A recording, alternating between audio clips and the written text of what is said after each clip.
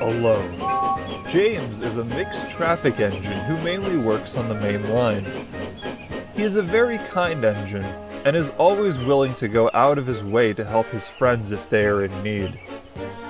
However, James can also be rather overbearing at times, though he tends to not be aware of this when boasting to the other engines. Further to that, James can feel put out rather easily, which sometimes leads to him feeling upset.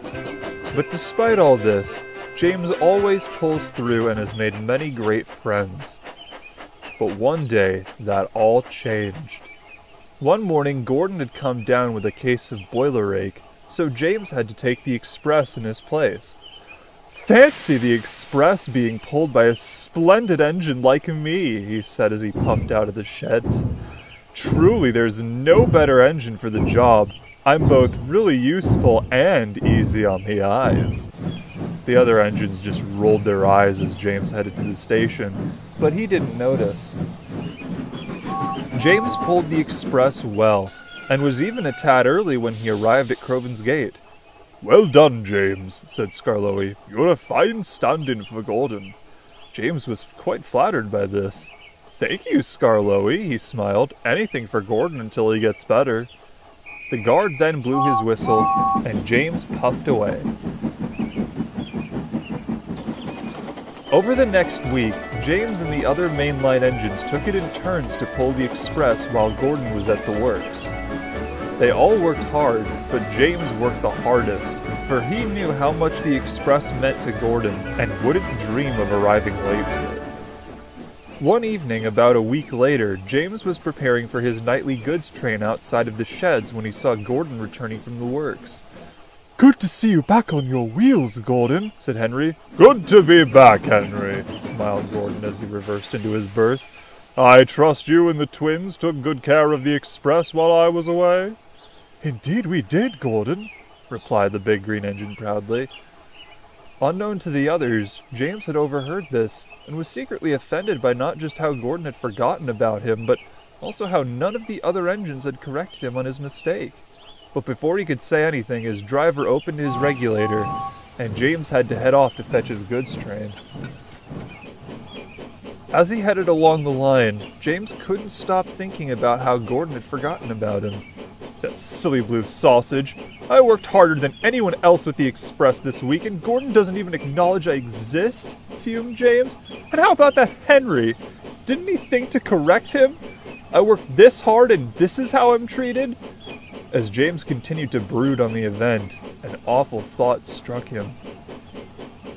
Maybe they didn't mention me because they don't like me anymore. James couldn't sleep that night. He kept wondering about why Gordon and the others had forgotten about him. Was it because of him? Did his past behaviors warrant the others not wanting to be friends with him anymore? Did all the hard work he had done for the others matter at all? Was every attempt he had made at keeping a strong friendship fruitless for the simple reason that he was too ignorant to realize his flaws? Did he deserve any friends? Did he deserve anything? As James continued to ponder on where he had gone wrong, he grew sadder and sadder. His thoughts kept him awake until morning, where he saw the Fat Controller approaching the sheds. "Good morning, all. I have some news for you," he began. "Boko has to go to the works for maintenance. He'll be out of action for a week. So I need an engine to look after his goods work on Edward's branch line until then. Any volunteers?" "I'll do it, sir," said James quickly. The Fat Controller was surprised. My, James. I've never seen you this eager for goods work. Are you feeling all right?" "Just ready to help, sir," replied James. "Very well, James," said the Fat Controller, still a bit perplexed. "You can start by taking Boko's morning goods to Wellsworth." "Yes, sir," said James, and headed off to fetch Boko's train. Now, James doesn't like pulling goods trains at all, but he figured that a trip to Edward's branch line would be a great way to take his mind off of last night's events. Besides, James thought, Edward had always been helpful before. Maybe he could help out here. Soon James arrived at Wellsworth with his goods train. Edward was waiting at the platform with his passenger train. "Hello, James," he smiled. "Nice to see you here. I take it you're filling in for Boko?" "Indeed I am," replied James. "It'll be nice to get away from the bustle of the main line for a bit." "Well, I'm glad you're here," said Edward. "I've got to be on my way, but the yardmaster will fill you in." With that, Edward headed off for Tidmouth. James smiled to himself. Yes, he thought, this'll be nice. James was soon heading down to Brendan with his next goods train. The bright sun and gentle breeze had raised his spirits a tad, and even the trucks weren't giving him any trouble. By the time James reached Brendan, he was feeling better about the whole situation. However, that wasn't to last. About a half hour later, James arrived back at Wellsworth with another goods train. He was about to sort out his trucks when he heard Henry's whistle in the distance. A moment later, he pulled into view, commuter train in tow. "James?" he exclaimed, a bit surprised to see him. "What are you doing here?" "I'm looking after Boko's duties while he's at the works," replied James. "Didn't you hear the Fat Controller this morning?" Henry thought for a moment. "I suppose not," he said. "I didn't even notice you were gone, if I'm honest. Anyway, must be off. Bye, James." And Henry headed off, leaving James feeling just as upset as he was that morning. "You didn't even notice I was gone," said James solemnly. Crushed, he went back to work without another word. Throughout the rest of the day, whenever James saw one of the mainline engines, their reaction was just the same as Henry's. None of them seemed to notice he was gone, and none of them seemed apologetic about it. To make matters worse, whenever one of them saw James again, they didn't even whistle a hello, even if James did so first. As the day went on, James just continued to feel worse and worse. And when it came time for his last train, James was almost broken. "What's the point of going back if I'm just going to be ignored forever?" he thought sadly.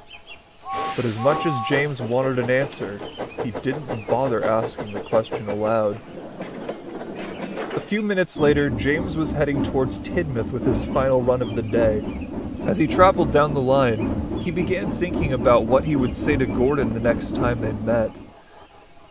As James arrived in Tidmouth, he looked all around for Gordon. The big engine usually pulled the night express around this hour, and James wanted to give him a good talking to before he left. But James did see Gordon, and something else that made his heart sink. Gordon, Henry, Donald, and Douglas were all sitting in the station, having a great time as though nothing had happened. None of them even took notice of James. They just continued to have a great time without him, as though his absence didn't matter. For James, that was enough. He left Tidmouth feeling worse than he had ever felt. For the first time in his life, he truly felt alone. James stayed quiet that night. He wanted to talk to Edward about his problem, but the ordeal from earlier made him scared to do so, out of fear that Edward would ignore him as well. James didn't say anything the next day either. Anytime he saw an engine from the main line, he would just look away, determined not to acknowledge them. After a few days of this, Edward began to take notice of James's unusual behavior and wondered what the problem was. He decided to ask James about it that night. After another day of debilitating silence, James backed into Wellsworth Sheds, where Edward was waiting. "Good evening, James," smiled the old engine. "Hi, Edward," replied James hastily, his eyes still facing away. "Is something the matter, James?" asked Edward. "It's all right. I won't be mad. Please, James, what's upsetting you?" And James began to cry, telling Edward everything that had happened over the past few days. "And I just don't think they consider me their friend anymore," finished James through tear-filled eyes. "Oh my," said Edward. "I'm sorry you had to experience that, James. Is there anything I can do for you?" "Just keep the others away from me until they realize their mistakes," replied James firmly. "Now, James," began Edward, "I know you're upset at the others because they didn't acknowledge you, but if they don't know that what they did was wrong, how can you expect them to apologize to you? You'll have to talk to all of them about what made you upset. But I can't do that, exclaimed James. What if they all laugh at me or say I'm being too sensitive? Or what if they just lie to get out of trouble with me? And what if they don't do that? Asked Edward. What makes you so confident? Retorted James. Because I know those engines well enough to know that they'll say sorry and be honest about it, James, replied Edward. But if they don't, then they're not your friends, plain and simple. Why bother spending time with engines that just make you feel more alone than when you're by yourself? James hesitated and thought for a moment. I suppose you have a point, Edward, he admitted. But if they do laugh, then I'll be here for you, James, smiled Edward reassuringly. I'd never stop being your friend. And for the first time in nearly a week, James managed a little smile. Thank you, Edward, he said, sounding just a bit happier. You're welcome, James, replied the old engine. Now go and get some sleep. You've had a long day. And soon James was fast asleep, leaving Edward to wonder if the others would actually apologize or not. The next morning, James awoke to find his first goods train waiting for him in the yard. James knew what that meant. Well, here goes nothing, he said to himself, and puffed out of the shed, feeling rather anxious. Soon James was heading down the main line towards Tidmouth, but he couldn't focus. He was still thinking about what he would say to the others, and more importantly, if they would listen to what he had to say at all. James was still thinking when he arrived at Tidmouth, and wasn't really paying attention to the red signal. Suddenly, James found himself crossing over into a siding, and a set of buffers lay just ahead. His driver applied the brakes, but James was going too fast to prevent an accident. He hit the buffers with a jolt and his front came off the rails. Goodness me, James, came a voice from the station platform. It was Gordon, who was waiting to depart with the express. Are you all right? Oh, so now you acknowledge I exist? Snapped James. Not when you return from the works? What are you talking about? Asked Gordon, rather puzzled. James hesitated for a moment, but then remembered what Edward had said. When you return from the works, continued James, and he explained everything. When he had finished, Gordon felt rather upset. Well, James, began the big engine slowly, I don't really know what to say other than I'm sorry for how I treated you these past few days. I can't speak for the others, but I can say that it wasn't very professional of me to act the way I did. You are a valuable asset to this railway, and I can say that without you, we've been feeling the burden of not having you around. Is there anything I can do for you? James didn't reply immediately. He was still taking in what Gordon had said. Just make sure the others speak for themselves, James answered curtly. Certainly, James, said Gordon, and he headed off with the express, leaving James feeling just a bit better. James was soon feeling back to his old self by the time Duck arrived with the breakdown train. James hadn't been damaged in the accident, and after a quick trip to the works, he was back to work on Edward's branch line the same day. That night in Wellsworth Sheds, James couldn't stop smiling to himself. Even Edward had to admit he'd never seen James this happy. Didn't I tell you they would say sorry? He smiled. James didn't say anything. He was just so relieved and excited that he fell asleep at once. A few days later, Boko returned from the works, and James had to return to his mainline duties. Although he was a bit upset to be leaving Edward's branch line, he was more happy to get back to his old friends. When James arrived at Tidmouth Sheds, a big welcome awaited him. Gordon, Henry, Donald, and Douglas were all there, and they all blew their whistles when James came into view. James was so happy that he couldn't help but blush a deep shade of red. That night, apologies were made and laughs were had, and as James settled down for the night, he couldn't help but think back to what Edward had said. Yes, he thought, they were his friends, and when he was with them, he never felt less alone in all his life.